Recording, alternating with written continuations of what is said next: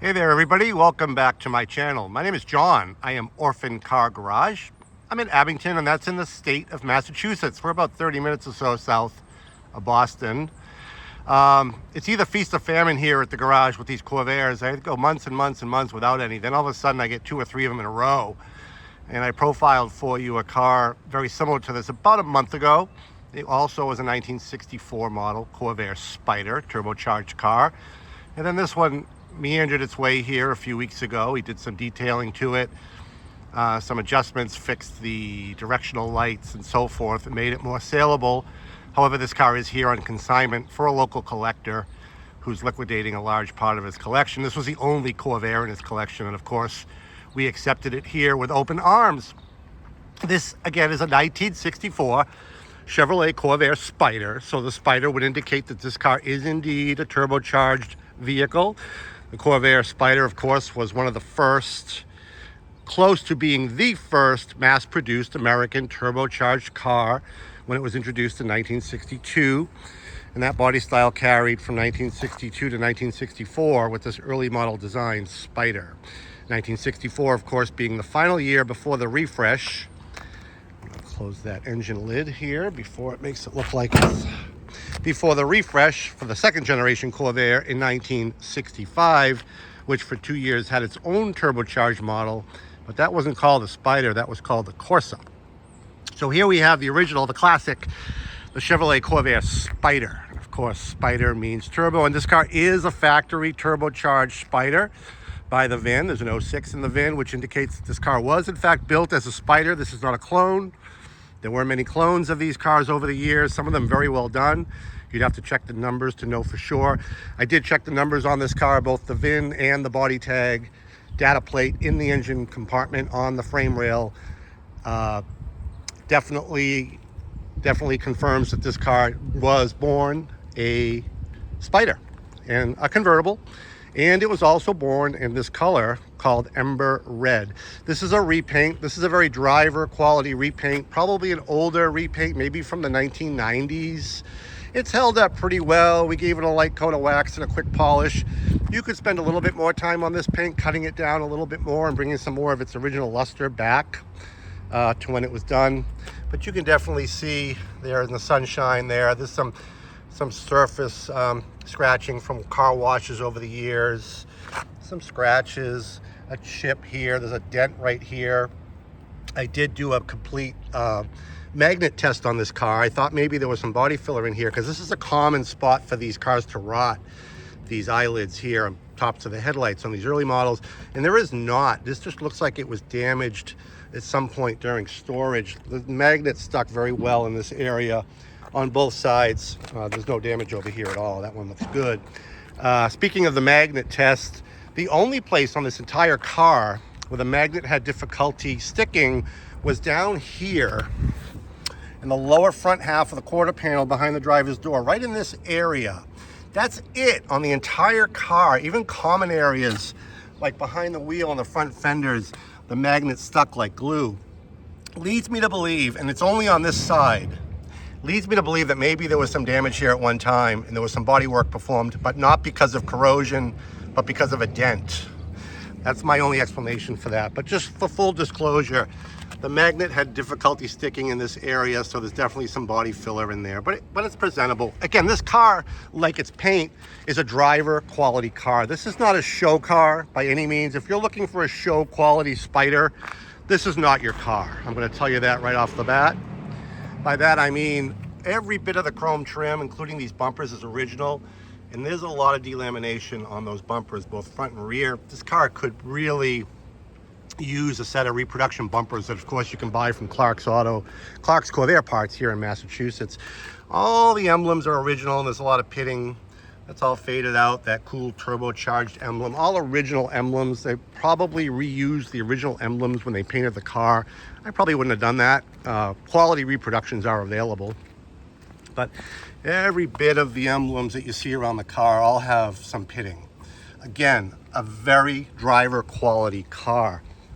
While we're talking about driver, this car has had a lot of recent mechanical work done to it to make it more roadworthy. The most recent owner did a lot of work, and we have all the receipts to back that up. I'm not going to list everything here in the video. It'll all be outlined on the website, orphancargarage.com, where there'll also be far more photos of the car there. But just to give you a rundown, and I'll open the engine bay now. We may as well get to the engine if we're going to talk about engine upgrades that were done to this car. A lot of time and money was spent. So big positive on these cars because they are quirky and they need adjustments and they need tinkering. A lot of it's already been done on this car. We've got new push rods down below, new push rod tubes, new push rod tube seals. Very common on Corvairs.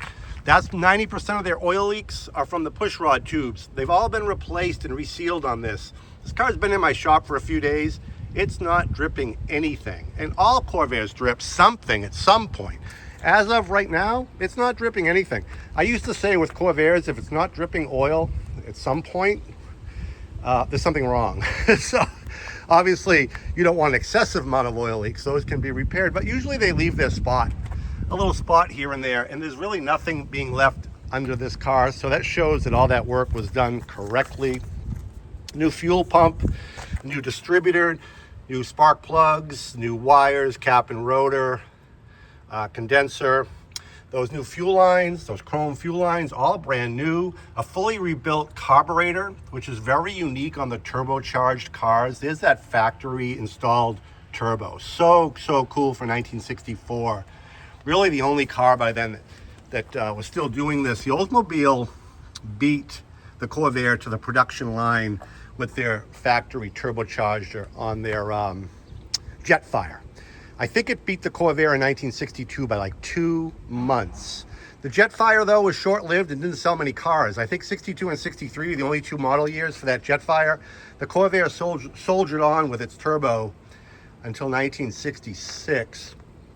And a large part of that is because the turbo in the Corvair is air injected rather than water injected, which it was in the Oldsmobile, and that just proved not to be very reliable. But alas, Oldsmobile did beat the Corvair by 2 months and got the notoriety of being the first mass-produced turbocharged car in America. But I think the Corvair is the most widely known. And there it is. Very, very cool.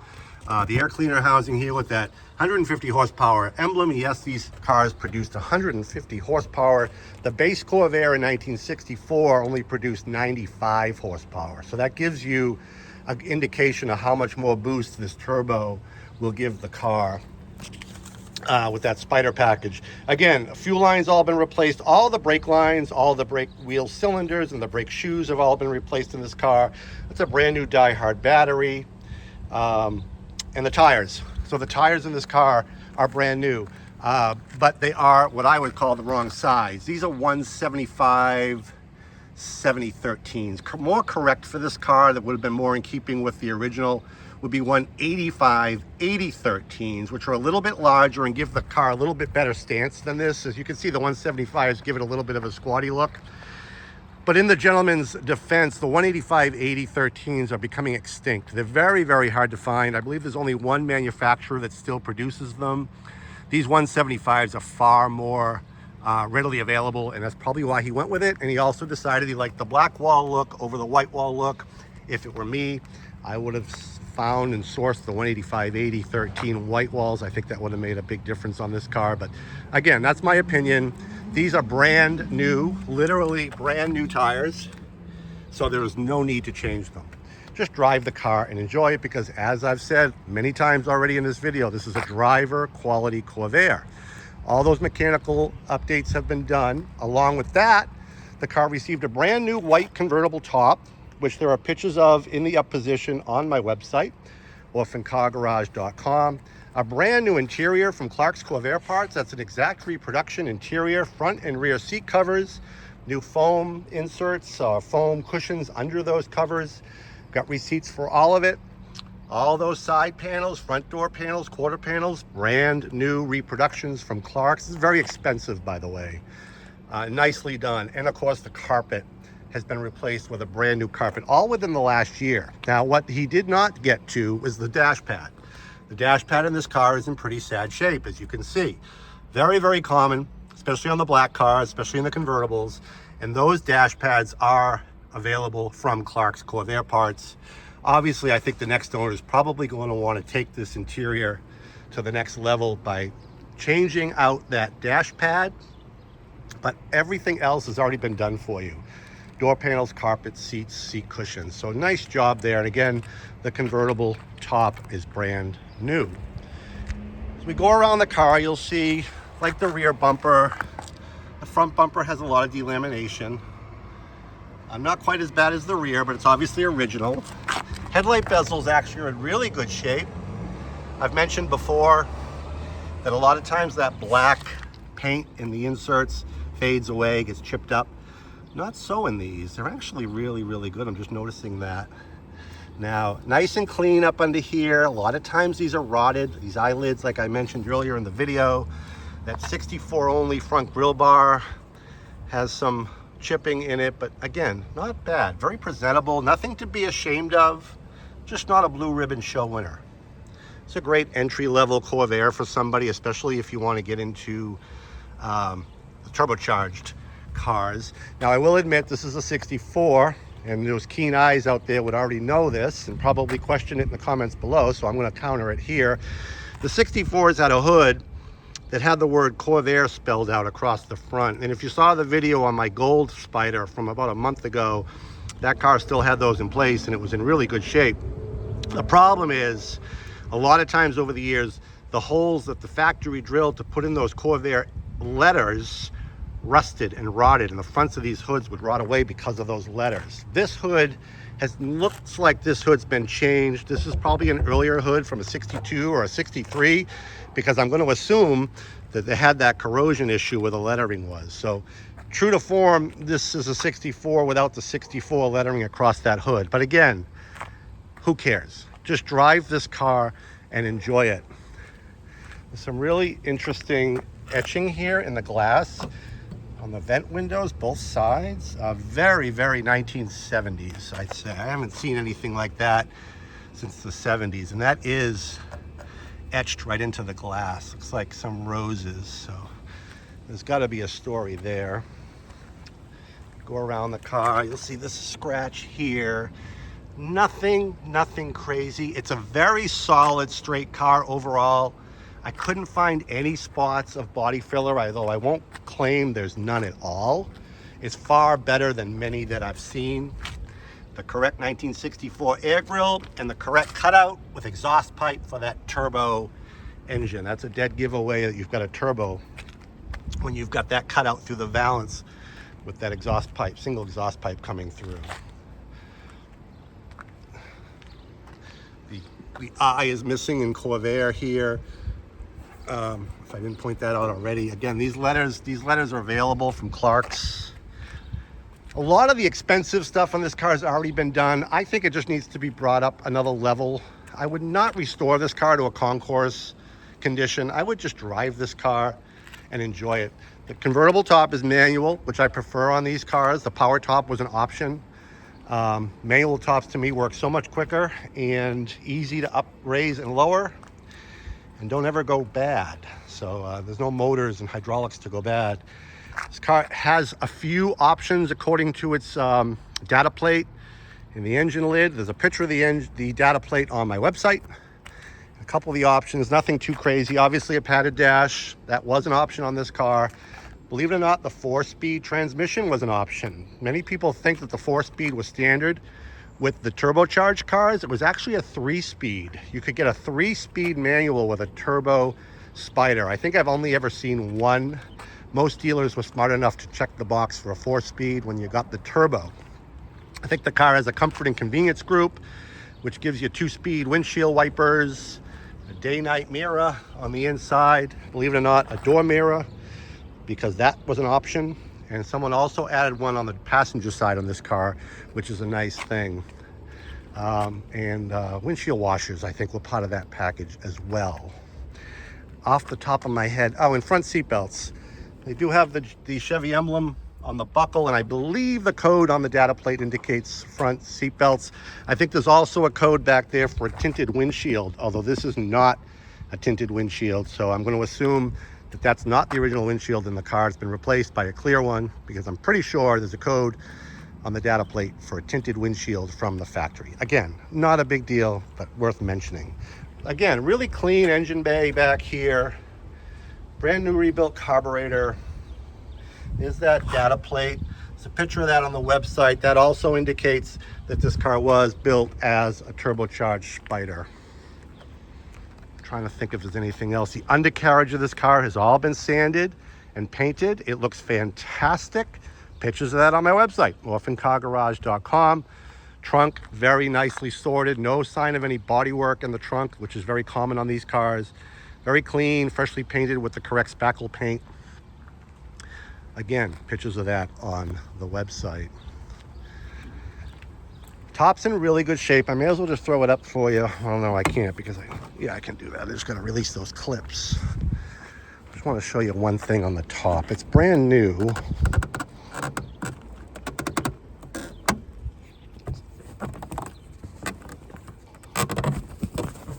There we go. Sorry about that. It's giving me a little bit of a hard time.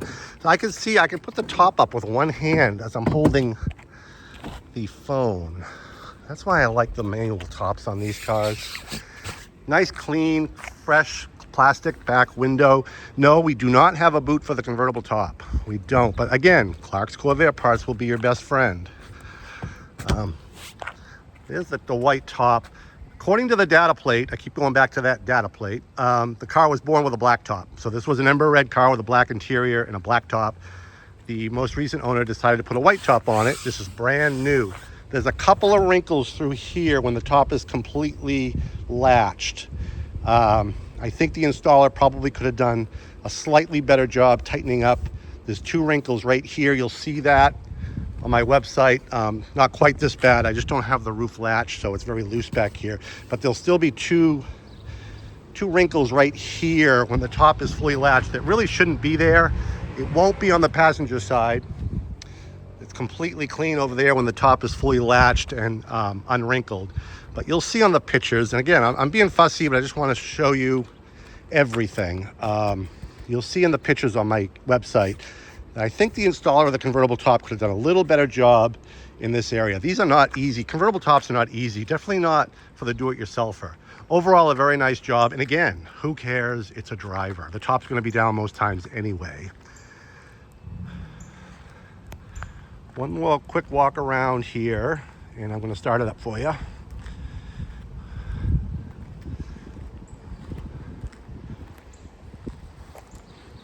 Very presentable car. I just think it needs white walls. I don't know about you guys, but it's just a shame those tires are brand new. I think I would just live with them the way they are. The tires aren't cheap. I think the Maxi white wall 185 8013s, you can buy them on eBay. I think a set of 4 delivered is about 600 bucks. They used to be about 400 bucks. They've gone up, but still I think worth the investment. It would really make this car pop.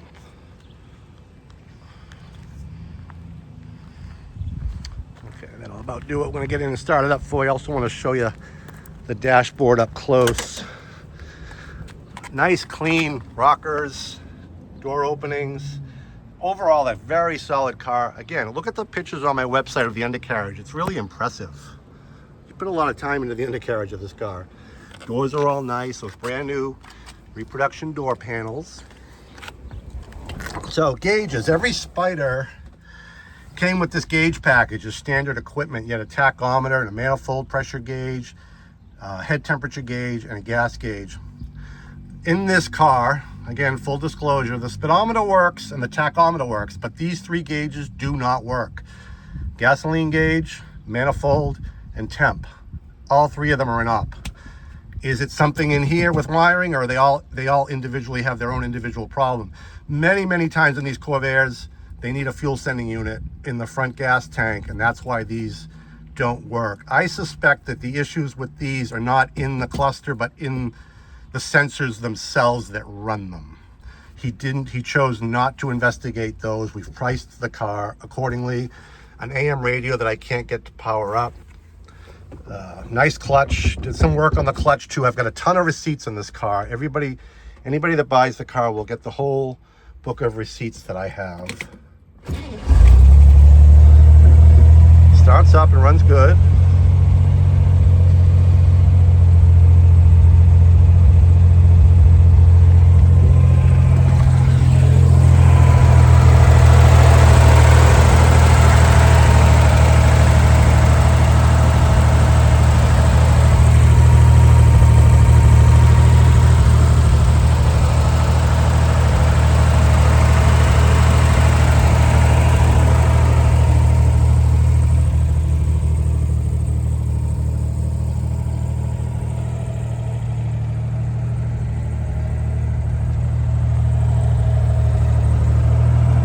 that's kind of funny about this car is closing the door. If you close it from the top, it doesn't want to close properly. But if you grab it right here under the door handle and push, it closes perfectly. Just a quirk that the car has. Opens just fine.